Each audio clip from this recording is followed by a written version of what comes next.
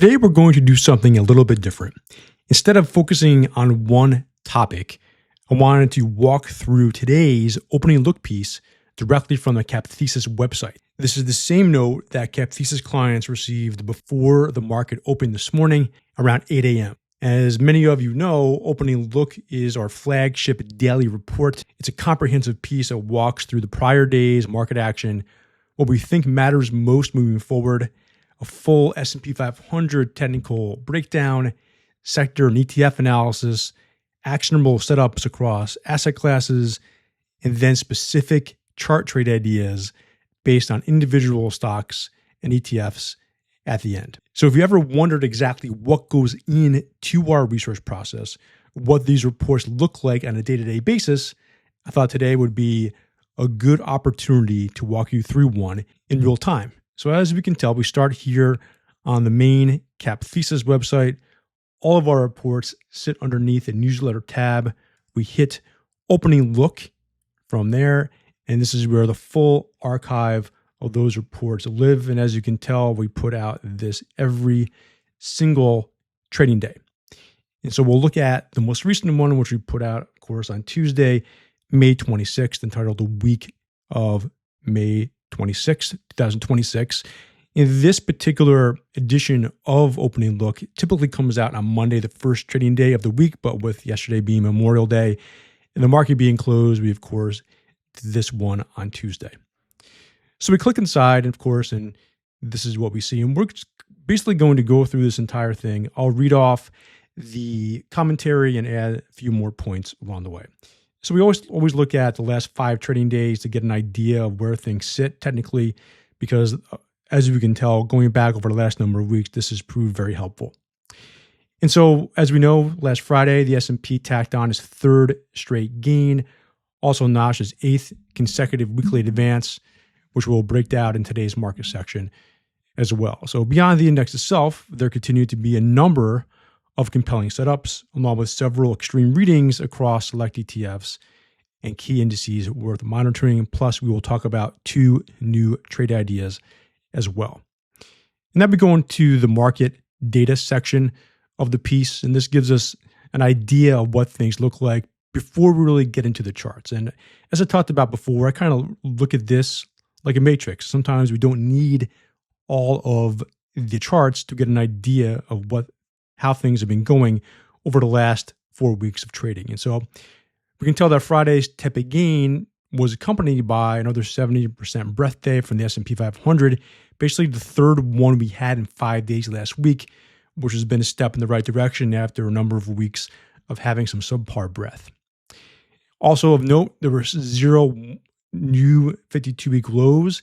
Now that hadn't happened since April 20th, so just beyond this look-back period. The only missing ingredient from a daily price perspective here was that the S&P closed below its intraday midpoint. Again, this has not happened a lot, and as we talked about in the past, this has been one of the key things that has helped the S&P continue to rise, right? Institutional buyers continuing to support the market. And so just seeing this happen once isn't alarming at all. And knowing especially that we hadn't had 2 straight closes below the midpoint since March 20th to 30th, when the index did that 7 straight days. And as you recall, on the 30th, that was that last day right before things completely flipped on March 31st. So next, we look at the sector data from the last trading period, and we like to compare the regular S&P 500 market breadth and performance to the equal weight, because sometimes we get a really good idea if something has changed, and that's exactly what happened on Friday, where technology again was up, not as much as healthcare, but more importantly, the equal weight technology sector was up 2.7% versus just 1% for the XLK, which of course is a big difference. And something to watch going forward, because there were some other areas like QQQJ making new highs before the NDX did last week. And so there could be some rotation within technology, which really would be a necessity for this run to continue. And again, since it's the first day of the week, we like to look back at what happened last week from a sector basis as well. And most notably was that healthcare has now been up or been the second best sector for 2 straight weeks after obviously lagging for a long time. Technology was actually 4th place for 2 consecutive weeks as well. As we know, strong breath for the most part to end the week last week too. Best and worst from last week, or this was Friday, not too many surprises, but a lot more bigger downside moves than upside, at least for Friday. But for the week, that was not the case. Pretty spread out, right? Big up moves continued to outpace big down moves. Leadership remained fairly diversified, right? We saw growth, not just semis, airlines, retail, Europe, financials all showed strength. Relative weakness, fairly scattered, but as we can tell, energy, select, Asian indices, and crypto lagged the broader market. Getting into the S&P 500 analysis, we're always looking at patterns first. This is the basis of our analysis. A new client asked me if there was one indicator that I would rely upon more than anything else, what would it be within the research reports? And I said, by far, this pattern grid. The reason is simple. If we have bullish patterns in play and no bearish patterns live, it just tells us that the bulls are in control and we were most likely in an uptrend. And needless to say, this has been the case ever since just a few days into the rally, right? We already had 2 upside targets hit. This bullish flag has been in play again since it got triggered on April 24th, right around here. Even though the pattern was very small, it has been leveraged and continues to create distance from that breakout zone, most importantly, right? About 4.5% above the breakout zone as the day started, and less than 3% away from acquiring it at this point. And this is good, but again, we stress the fact that this gives the S&P the ability to back and fill and create additional bullish patterns to leverage, most importantly. A great complement, as we talked about before, is the GoNoGo indicator. We look at both on a daily and weekly basis. No surprises, this continues to be in go mode. Had a few short-term selling exhaustion signals in the form of these red triangles, have not played out. And of course, we just continue to use this as a complement to the pattern work. Same thing with the weekly, only went into this amber or neutral zone for 2 weeks during the worst of the downturn in March and before flipping back to bullish once more. That continues to be in go mode too. And so, as we know, it was another strong week. S&P came into this week now up 8 in a row. There have been a number of different studies out there talking about it. One which I thought was pretty interesting was Kobayashi Letter, of course, does great work, and they shared thoughts about the 8-week winning streak, which I wanted to share here. It's the index's longest streak since 2023 and the second longest in the last 23 years, as we can tell here. Over that stretch, S&P, of course, has rallied about 17% from the lows, pushed above 7,500, etc. And so, as you might imagine, history suggests this type of momentum is relatively rare. According to the data, there have only been 6 other instances where the S&P gained at least 12% during an 8-week winning streak. In those cases, the index averaged an additional 4% gain over the following 12 weeks and roughly 70% over the next 12 months. So even though we rallied 17% already, it still has a pretty good track record of basically matching that, but over a much longer time frame. Right, of course, history never guarantees outcomes, but for now, the trend remains clear. The bulls continue to control the tape. And then Charlie Bolello of Creative Planning does fantastic work and took this a step further, noting that the 17% gain for the S&P over the last 8 weeks is a 20th biggest 8-week gain in the index since 1950. You can go to his X profile, and of course, he has this and a number of other charts out there to check out. So what happened in the past following the biggest short-term rallies like this? Above average forward return. So on average here, 27% over the subsequent year versus just 11% in other periods. So this is very insightful because a lot of these studies always say when X happens, the market's usually higher 12 months later.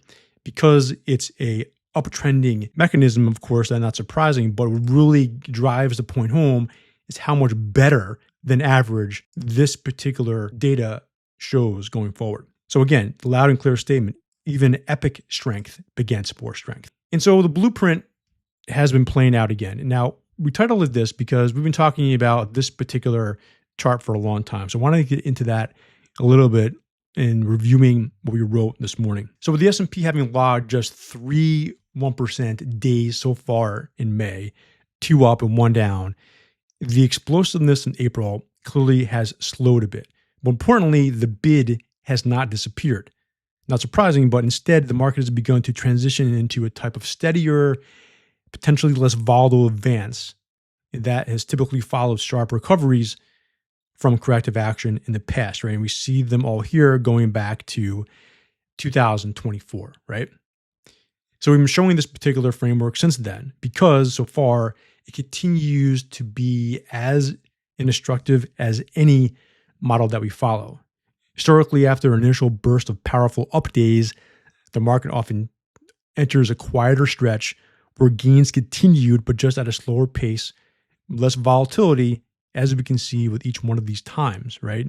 You remember all of these corrective periods and what happened afterward, showing how many of these bunches of big moves, both up and down, coincided with the market selling off, reversing, and then eventually moving higher with fewer 1% gains along the way as the uptrend started to get a little less steep and less volatile. And that's potentially what we're entering right now, right? And so the next step, as we said here, simply seeing this most non-volatile run persist. So that said, periods where this did not happen, highlighted in green here, eventually gave way to noticeably sharper and more meaningful pullbacks. So we'll be monitoring this for any slowdown that begins to weaken the S&P's footing. Remember, this was at the beginning of 2025, right? This was a kind of a volatile trading period to conclude the year, had a marginal breakout, and the tariff tantrum created the crash.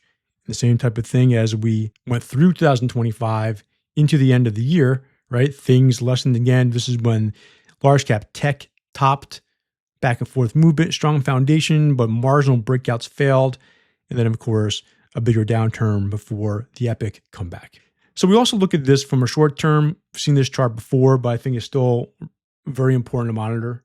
While the S&P finished higher last week for the 8th consecutive time, of course, there were a few minor changes in character worth monitoring beneath the surface. And again, I think we can see this more on the short-term basis.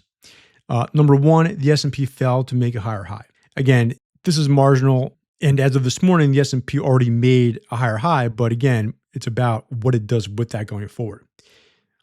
Also, looking at the short-term momentum, right? We look at the 14-period RSI and the 2-hour chart. The RSI did dip below 50 in recent days for the first time since late March. This is a subtle shift that suggests upside momentum has cooled, even only if modestly here.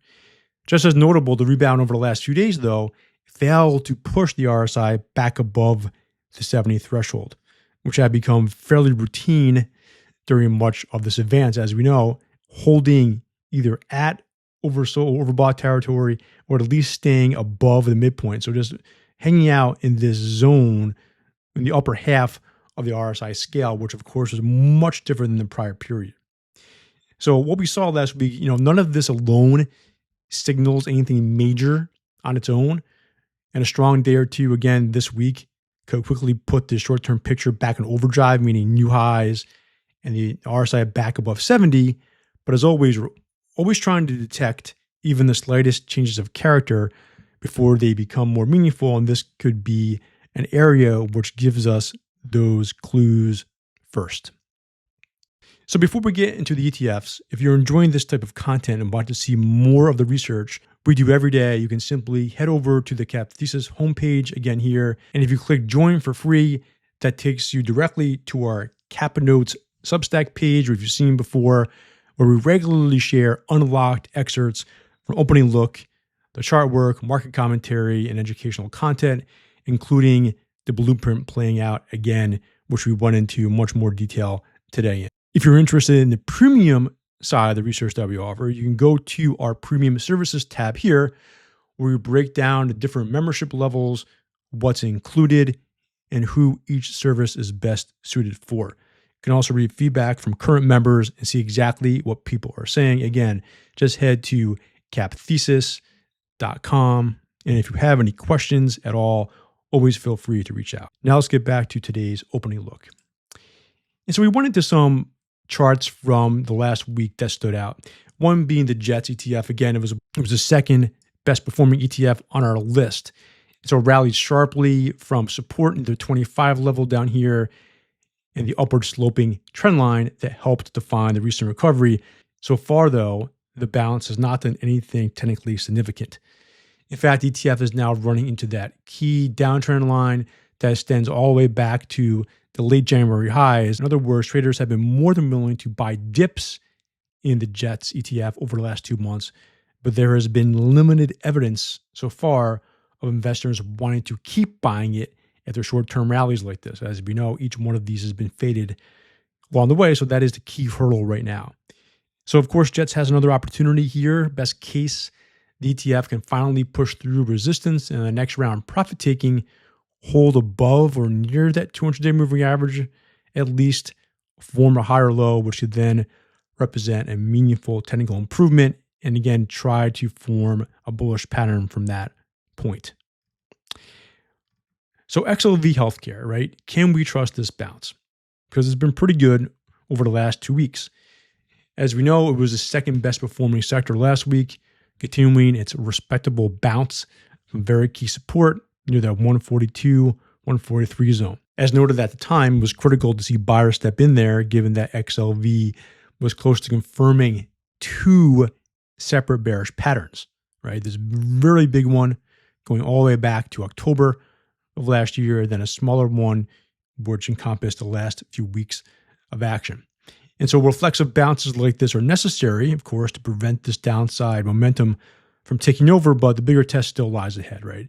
For this rebound to involve anything more substantial, we would ideally want to see a higher low develop again here on the next pullback, and then we can begin talking about this whole thing becoming a bullish pattern.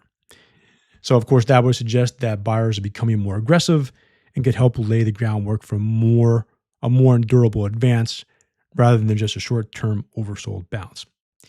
And so zooming out to XLV here on the monthly chart, another reason investors may be willing to keep buying XLV after averting that downside pattern break mentioned above is that the ETF also managed to hold above, right, its 2026 lows, helping preserve this higher low on the bigger picture monthly chart, right? This is in log scale. In fact, the entire 2026 pullback so far may simply represent a digestive phase following that epic 21% rally from August through November of last year, which we profiled at the time as the best 4-month gain in XLV's history. So sharp advances like this are often followed by periods of consolidation, no surprises there, rather than straight line continuation into new highs. So that is not a surprise. Thus, the long-term uptrend remains intact and new all-time highs are clearly not out of the question from this perspective. That said, for that larger bullish pattern setup to regain traction, we would first want to see some follow-through from the recent short-term bounce, ideally to develop a higher low again on the next pullback, getting back to this chart. And so with the Nikkei 225 breaking out to new all-time highs last week, EWJ, right, the Japan ETF could be next. That said, investors should not expect EWJ to perfectly mirror Nikkei, and there are 2 key reasons for this. I got some questions about, so I decided to write about it this morning. It's a different index, right? EWJ actually tracks the MSCI Japan index, not the Nikkei 225, meaning stock and sector weightings differ. As a result, leadership beneath the surface can vary, leading to performance differences at times, right? Currency, of course, EWJ trades in US dollars like most of the ETFs, the foreign ETFs that we track. Well, the Nikkei obviously is priced in Japanese yen. Thus, fluctuations in the yen relative to the dollar can create meaningful divergences in returns as well, even when Japanese equities are broadly moving in the same direction. Regardless, it's clear that EWJ appears to be tracing out a potential inverse head and shoulders pattern itself, right? So continued gains from here over the near term could complete the formation and potentially pave the way for a more meaningful breakout as well. In terms of semiconductors, we've been talking about the stocks recently given that it has more history than SMH. And so when you have huge moves like this, we have to go all the way back, right, to before the top in 2000 and get an idea of how it relates to what we've seen in the past. So as we know, semis had another strong week. Last week, the stocks was up 5% after marginally declining the week prior, and thus outperformed the S&P by over 4% again. So as is clear on this chart, this has kept the relative line, right, extended, with the 14-week RSI of that relative ratio now sitting at about 85 entering this week, which is down only slightly from the recent high of 86. Needless to say then, this is among the highest readings still in its history going back to 1994. Noted on the chart are the prior occasions when the ratio overtook 80. Again, not many at all. Two of them marked key relative tops, right? 1995 and 2000. As we know, the end of the internet bubble was not here, but in terms of relative outperformance versus the S&P 500, had to endure some pain along the way. Well, the other occurred in 2017. And so, as we know, soon after that, the market overall got hit by the vol implosion right in January and February. But in terms of the stocks outperformed the S&P 500, that only led to some consolidation, maybe a pullback over the next year. But overall, this big relative move happened in the middle of what still is a very long uptrend. So we know this kind of elevated condition will not last. It's all a matter about what the response is from here when we finally exit this extended move, both on an absolute and relative basis. Actually, lastly, we'll go into two chart trade ideas. Typically have one per day, but again, with the off day yesterday, I wanted to give two different candidates. And so what we do here for the chart trades is we provide a data box here, again, identifying the side, the pattern, which we're talking about, the entry point, which we want to get long if it's a buy, of course, target price, the stop, the percent gain from the buy point, percent loss from the buy point, and what the reward to risk would be as well. We try to keep this at around 2, sometimes a little bit below, but of course, we want to have the best risk reward scenario possible. As we can tell here, ADP, showing an inverse head and shoulders pattern, and we'll just read what we said about it in the piece. So it's another software/industrial hybrid, right? Based on what source you look at, it's either categorized as technology or industrials. So it's been fighting back, of course, since the April lows, though still has plenty of work to do after trending lower since peaking way back in June 2025. So that said, like many other software-related names, recent advance has at least helped form a potential bottoming pattern. ADP now appearing to trace out a possible bullish inverse head and shoulders pattern, again, as we just talked about from the box above. So needless to say, a breakout above this zone will complete the pattern and produce a measured move up near 266 and stop loss below 212. And in terms of stop losses, we're always using points that, if they get hit, would negate the pattern. Now, this won't completely negate it, but again, we try to pair that with keeping the risk reward as favorable as possible.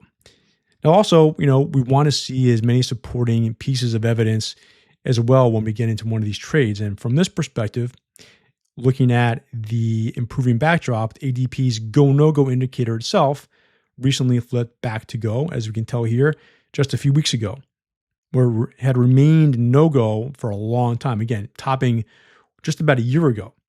Thus, we have several underlying technicals now starting to improve based on the criteria that this particular indicator uses.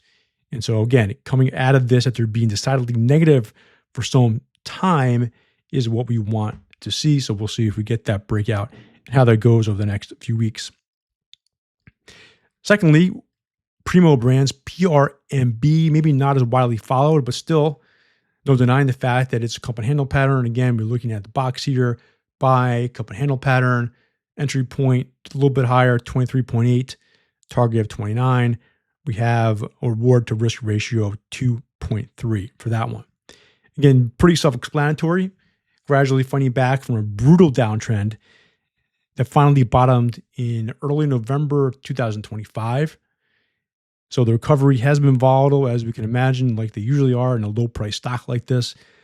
but consistent nonetheless, right? Higher highs, more importantly, higher lows. And so that improvement now has helped to form this potential cup and handle pattern just over the last few weeks. In fact, if we focus only on the action from early May, we could actually call this a bullish flag as well. So not the worst thing to see two bullish patterns exist on the same stock. So again, if PRMB can finally punch through this 28 or 23.8 zone, an upside target near 29 would then come into play. Stop loss, again, 21.5. If it's noticeably below this would-be handle as well. And so over the last few weeks, we've opened up the potential list of candidates. So it's still, instead of just providing just one idea to our clients, of course, there are others to consider. And so we've been providing watch list names, say between 3 and 5 per day to check out, because again, not every chart trade idea is going to fit in one's portfolio. So we want to give these as an example as well. We can see what these look like through midday on Tuesday, May 26th, right? Bloom Energy has been on a tear for over a year, continues to consolidate near its highs. EVRG Utility getting very close to the top of a long trading range. GILD, drug maker, looks like it could potentially be setting up for a mean reverting move. And of course, the Sandex, which continues to advance at an accelerated clip. But it's interesting that some of the biggest gains have come after pushing to new highs, which it is trying to do again today. All right, well, that wraps up today's walkthrough of opening look. If you enjoyed this format, let me know in the comments below. I can do more of these and periodically walk through the full thought process behind the research, the charts in real time. And if you found this helpful, please consider liking the video and subscribing, of course. Thank you very much for watching, and I'll see you in the next video.